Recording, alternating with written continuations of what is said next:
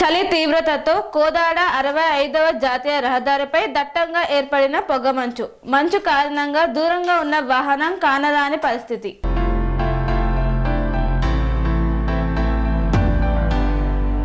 సూర్యాపేట జిల్లా కోదాడ వద్ద 65వ జాతీయ రహదారిపై పొగమంచు దట్టంగా ఏర్పడింది. ఉదయం 10 గంటల వరకు అయినా పొగమంచు తొలగిపోకపోవడంతో వాహనదారులు ఇబ్బందులు పడ్డారు. ముఖ్యంగా విజయవాడ నుండి హైదరాబాద్కు వెళ్లే వాహనదారులు పొగమంచు కారణంగా నిదానంగా వెళ్తున్నారు. ముందు వెళ్తున్న వాహనాలకు లైట్ల రూపంలో సిగ్నల్స్ ఇస్తూ ముందుకు సాగుతున్నారు. పొగమంచు కారణంగా వాహనదారులు నిదానంగా వెళ్లాలని పోలీస్ వాళ్ళు సూచిస్తున్నారు.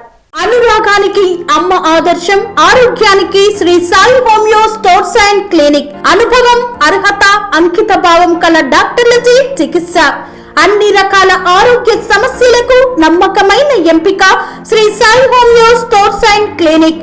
డయాబెటిస్, కీళ్ల నొప్పులు, సయాటికా, వెన్నుముక సమస్యలు, థైరాయిడ్, నిద్రలేమి, మానసిక సమస్యలు, ఋతు సమస్యలు, అన్ని రకాల దీర్ఘకాలిక వ్యాధులకు ప్రత్యేక హోమియో వైద్యం. అందరికీ అందుబాటులో అంతర్జాతీయ హోమియో వైద్యం Sri Sai homeo stores and clinic.